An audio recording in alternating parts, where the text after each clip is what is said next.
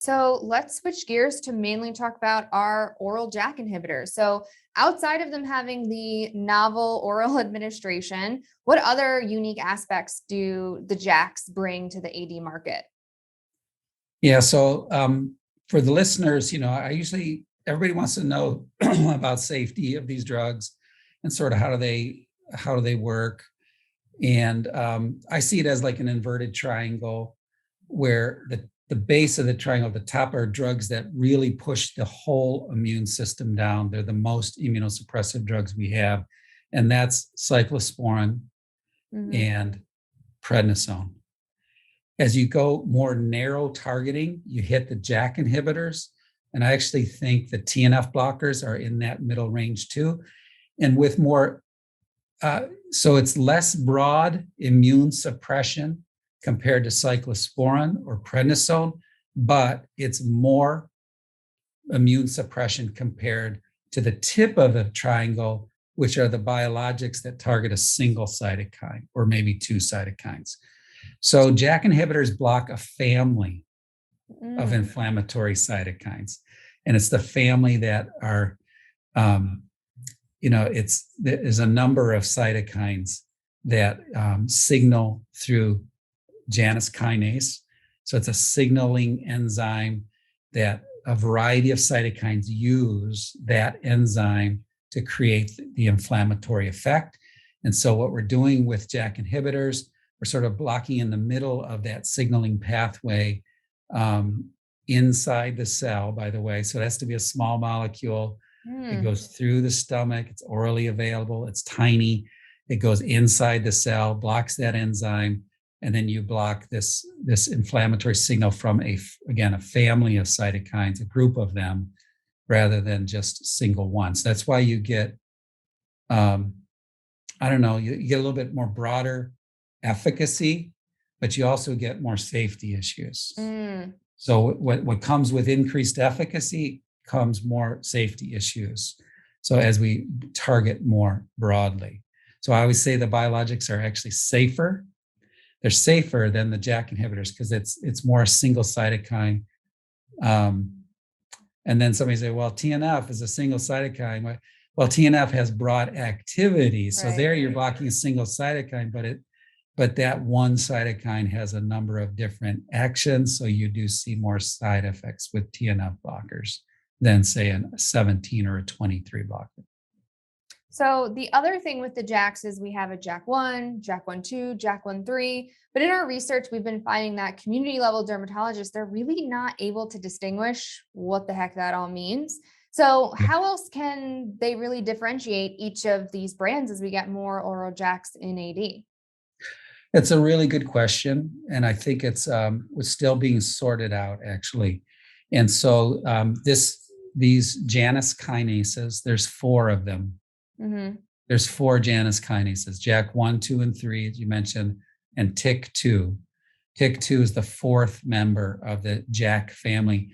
And don't ask me why it's not called JAK4. I don't know, but TYK2 is a JAK. And so you have these 4 JAKs, and each one of them does a little bit different. They are associated with different cytokine. So if you like block TYK2, you block this group of cytokines. If you block JAK1, it's another group of cytokines. If you JAK2, so forth. And so the first JAK inhibitor we had was tofacitinib, or Xeljanz, approved over 10 years ago for rheumatoid arthritis. And it is a JAK1/3 blocker, 1 and 3. And why is that the safety of the whole class of JAK inhibitor was established by Xeljanz studies in RA patients. So all of these warning labels that we have with all the new JAK inhibitors are a carryover from the Xeljanz label.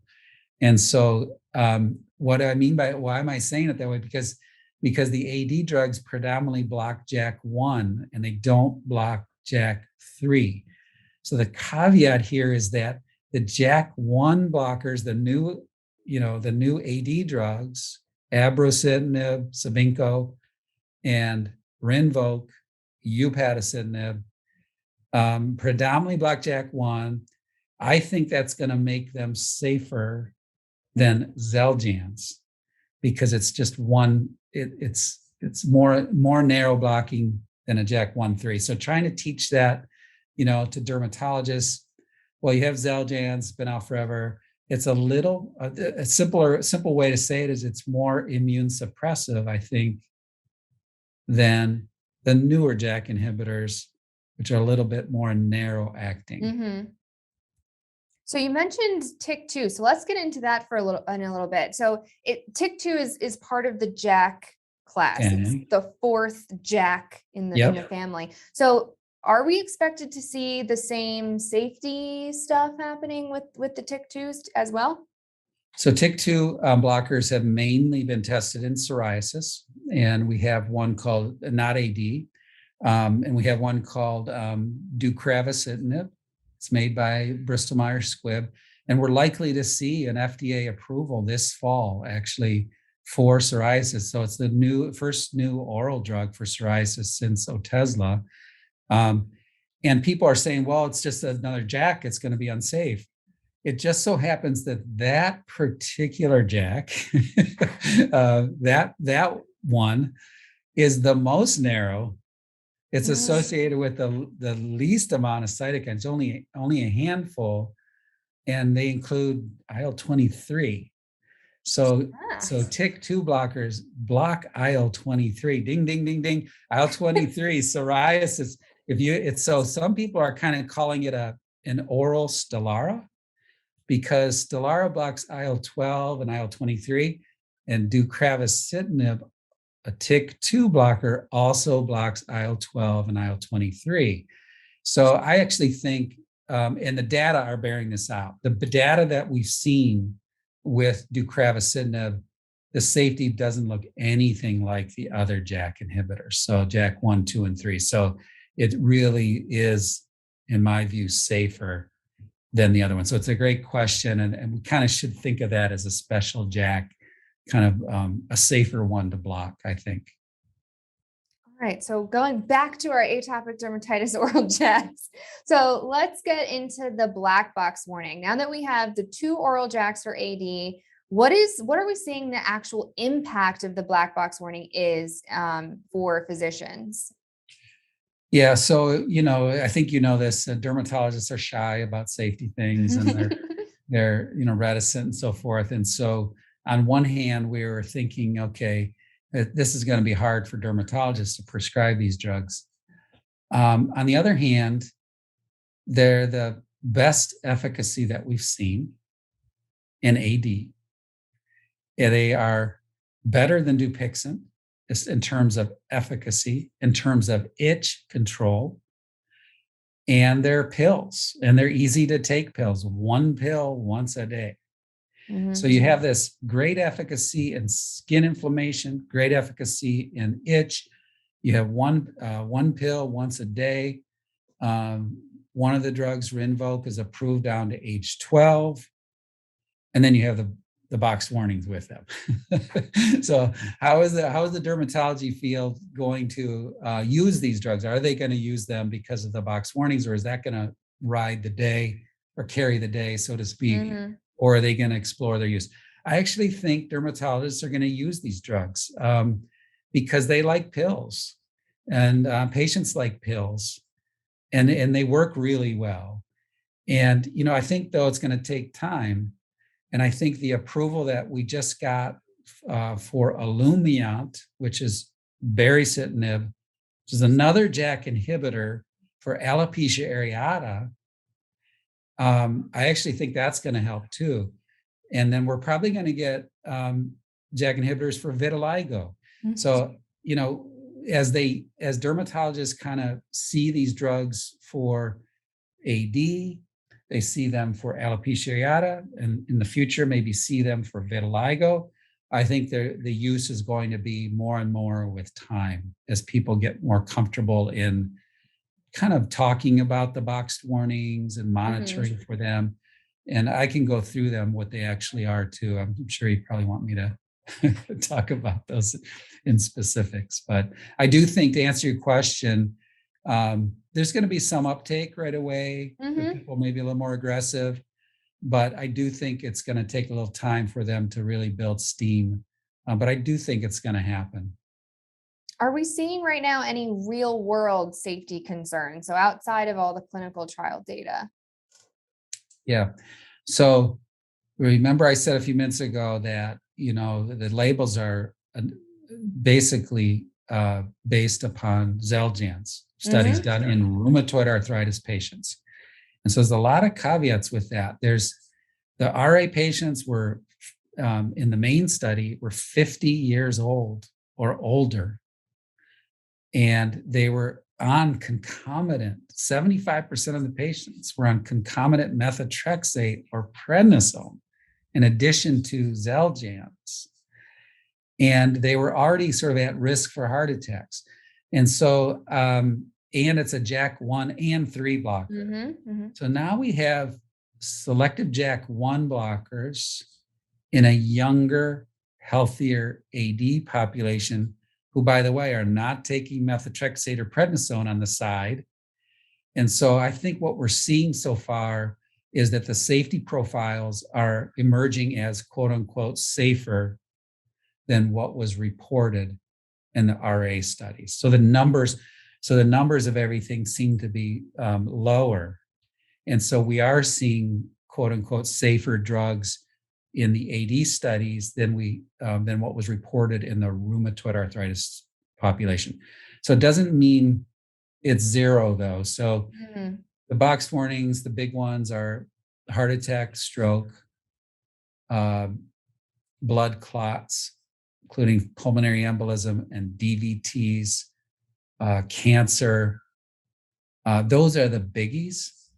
And so what we're seeing in the AD trials is a little bit of all of those things, but not a lot of any of those things, fortunately. And so just enough that you got to know about it. You got to talk about patients. You got to sort of keep awareness. But to me, the numbers are really rare to uncommon to rare, whatever term you want to use. Shouldn't keep people from using the drugs in the right patient. Like I wouldn't use the drugs in somebody who has a higher risk of cancer Hmm. or a higher risk of blood clots. If they're smokers, you got to be careful about that. Age, you get more side effects with JAK inhibitors over the age of 60 compared to younger folks. So I think using the JAKs is going to be, with caution in the right patients. And I think most of the time, general dermatologists are not going to get into big trouble with them. Most of the time, they're going to be fine. All right. So, in our research, we've been probing on this potential concept of using the oral JAKs either for long term maintenance therapy or for short term in order to help with flares. So, right now in our research, dermatologists are almost evenly split 50-50 between those two options. But could oral JAKs be used for short term management of a flare or even be used to kickstart a patient into remission and then put them on a biologic for long term? Or is just using JAKs for long-term maintenance therapy the best course of action? Yeah, it's a great question. And I've been trying to get drug companies interested in actually studying episodic use. So that's the term we use, the episodic use of the drug. And so unfortunately, all the studies were done on continuous use Hmm. and not episodic use. So we don't have data in terms of stopping, starting, stopping, starting. We do have a little bit of data on people on drug and then what we call randomized withdrawal studies, where some of them were taken off, some were put on a half a dose, some were kept on the full dose. And for the most part, that those studies have shown that the majority of patients, 80% of them, recur when you stop a JAK inhibitor within 1 month of stopping. So it's a pretty fast recurrence of disease within 1 month of stopping. Now, the interesting thing for me is that it's not everyone. So, so you do have 20% of people. So I'm kind of referring now to a study called JADE Regimen. It was published in the Blue Journal. I was the first author on the paper. And so we put abrocitinib, 200 milligrams, so the high dose, for 12 weeks. Everybody got that. And then a third of the patients stayed on 200, a third went to 100, and a third went to placebo. And in that study, 20% of people who went to placebo continued to do well. And then about 50% of people who went down to 100 continued to do well. So they only needed the 100 drop down. And then 80+% patients staying on the 200 did well. So yes, if you want to like not go up and down, or if you have a really severe patient, probably I'm recommending you stay on the drug, don't mess with it. But if it's more of a moderate patient, or if it's more of a patient that describes to you that, oh, I only have flares twice a year or 3 times a year, then I think it's actually interesting to try that patient for 3 months, control their disease, and then to stop, because there is data that some folks, are going to do just fine with that approach. So I think it has to be, I think the derm community is going to figure this out. Maybe we don't need studies because dermatologists are going to figure this out. But I do think it's going to be used in that way, even though it's not FDA approved in that way.